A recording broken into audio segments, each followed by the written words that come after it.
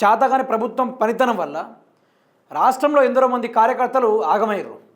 ఈ కాంగ్రెస్ పార్టీని నమ్ముకొని ఈ స్థానిక ఎన్నికల్లో మేము గెలిచి చూపిస్తాం అనుకుని ఎందరో మంది ఆశలు పెట్టుకున్నారు. అందులోనూ మొదటి దెబ్బ 22 నెలలుగా స్థానిక ఎన్నికలు పెట్టకపోవడం, రెండోది ఏంటంటే ప్రభుత్వంతో ఏం కాకపోవడం, మూడోది స్థానిక ఎన్నికలకు బీసీ రిజర్వేషన్లు పెట్టడం, అక్కడికే బెడిసి కొట్టింది వ్యవహారం.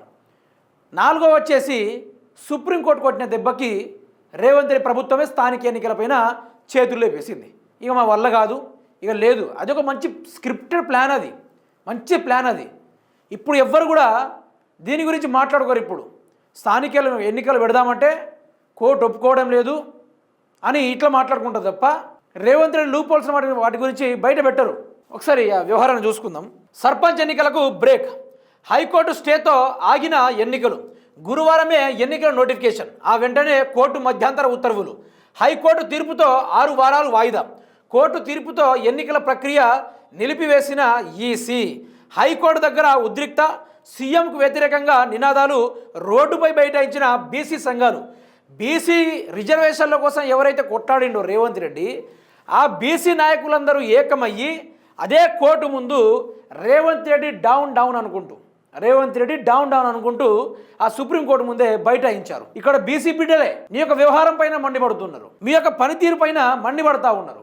మరి ఇంకెక్కడ నువ్వు మంచి చేసినట్టు? తెలంగాణ రాష్ట్రం మొత్తం ఎదురు చూస్తుంది ఈరోజు ఇదే స్థానిక ఎన్నికల కోసము. నిజంగానే రేవంత్ రెడ్డి ఎన్నికల నోటిఫికేషన్లు విడుదల చేసేసిండు, ఫలానా డేట్ వస్తే నామినేషన్లు వేసుకుందాం అని చాలామంది ఇప్పటికీ ఖర్చు పెట్టిరు. నువ్వు చెప్పగానే ఎందరో మంది సర్పంచ్గా నిలబడాలని ఆకాంక్షతో ఎదురు చూస్తూ ఉన్నారు. అటువంటి ఈరోజు వాళ్ళ ఆశల్లో మన్ను కట్టిన ముఖ్యమంత్రి రేవంత్ రెడ్డి మన్ను చల్లేసిండు. వాళ్ళు తొందరపడి కొందరు నాయకుల్ని ఇక మొదల నుంచే పాలాభిషేకాలు చేసిర్రు. మొదల నుంచి ఆయనకు ఆ ఊర్లలో కొన్ని కార్యక్రమాలు చేసి ఉంటుంది. వాళ్ళకి ఫాలోయింగ్ని పెంచుకోవడానికి ఎన్నో కార్యక్రమాలు చేస్తారు. అవన్నీ చేసి వాళ్ళ ఆగమయ్యారు. ఇప్పుడు రేవంత్ రెడ్డి బాగానే ఉన్నాడు, ఈ డ్రామా అంతా బాగానే ఉంది. ఏం బీసీల కోసం ఈయన ఒక్కడ కొట్లాడితే అయిపోద్దా? అది ఏం బీసీలకు తెలియదా?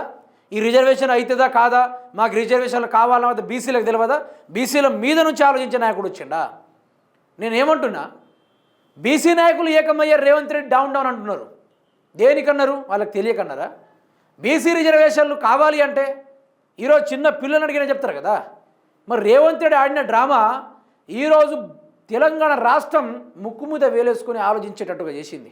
ఎక్కడి వ్యవహారం, ఎక్కడి కథ, నిజానికి ఎవరు ఊహించలేదు. ఈ స్థానిక ఎన్నికలు జరగబోతున్నాయి. స్థానిక ఎన్నికల ఆ యొక్క నగారం మోగింది. ఉరుకుండ్రి, అందరు పోయి నామినేషన్లు వేసుకోండ్రి, ప్రచారాలు చేయన్రి, ఉన్న ఆస్తులు అమ్ముకోండ్రి, ఇక బిచ్చగోళ్ళు అవ్వండి అనుకుంటూ రేవంత్ రెడ్డి మాటలు పట్టుకొని ఉండుంటే మాత్రము నిజానికి ఇప్పటికిప్పుడు ఒక ఎకరం ఉన్నోడు కూడా ఆశపడడం ఒక సర్పంచ్ కావాలని, ఆ ఎకరం ఈ పాటికి అగ్వలు అమ్ముకోబోయేది. ఓ గిట్లుంటుంది రేవంత్ రెడ్డితో తీరు. ఇతర దేశాల్లో ఆయన ఎన్నికల కోసం పోయేటప్పుడు మన తెలంగాణ సొమ్ము తీసుకెళ్ళి ఆడధార పోస్తాడు. మరి ఈరోజు నీకు అంత చిత్తశుద్ధే ఉంటే, బీసీల మీద ప్రేమే ఉంటే వాళ్ళకు సపరేట్గా జాబ్ మేళ అరేంజ్ పెట్టు, లేకుంటే నువ్వు ఇచ్చే ఏవైతే ఉద్యోగాలు ఉన్నాయో ఆ ఉద్యోగాలు వాళ్ళకు కలిపి డైరెక్ట్గా, లేకుంటే నీ పదవికి రాజీనామా చేసి బీసీలను నిలబెట్టు. అప్పుడు అనుకుంటాం బీసీల గురించి కొట్లాడే నాయకుడు ఒక్కడే మన ముఖ్యమంత్రి రేవంత్ రెడ్డి అని. ఈరోజు బీసీల పేరిట ఆడిన డ్రామా భారతదేశం మొత్తం బాకింది. ఈరోజు స్థానిక ఎన్నికలు పెట్టాలంటే కేసీఆర్ గారు ఎవరికి ఇట్లా రిజర్వేషన్లు ఇవ్వాలి, ఏ ఊర్లో ఎంతమంది ఉన్నారు, ఏ ఊర్లో ఏ వర్గం ఉన్నారు, ఎక్కడ ఎవరిని నిలబెడితే ఎక్కడ ఆదరణ దొరుకుతుందని ఆ ప్రజల్లో మనిషిని ఎంచి మరి అక్కడ పోటీ చేసేటట్టుగా రిజర్వేషన్లు కల్పించిండు. నీ లెక్క బీసీ రిజర్వేషన్లు కావాలి, కోర్టును ఆశ్రయించాలి. అందుకనే చక్కగా చదువుకొని బాగుపడి ఉంటే ఈ గోస వచ్చేది కాదు. తెలంగాణ రాష్ట్ర ప్రజలకు కూడా చదువుకొని ఉంటే కదా, చదువు సంధ్య లేదు. ఇట్లాంటి వ్యవహారాలు చేసి ఎన్నికలు బంద్ చేస్తుట్లా నీకన్నా మాస్టర్ చదివినోడు ఎవ్వరు లేడు. మాటల మీదనే రాష్ట్రాన్ని నడిపేటోడు, మాటల మీదనే రాష్ట్రాన్ని మొత్తం దివాలా తీసేటోడు నాకు తెలిసి నీలాంటోడు ఎక్కడ లేడు.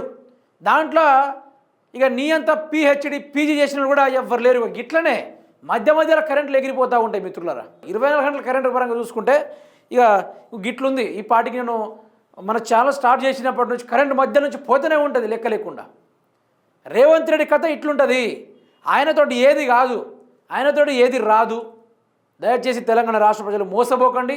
మీరు అనవసరంగా స్థానిక ఎన్నికల్లో నిలబడే ఆశ గీష ఏమైనా ఉంటే ఆ ఆశలన్నీ అడియాశలుగా మిగిలిపోయేటట్టు రేవంత్ రెడ్డి చేసిండు.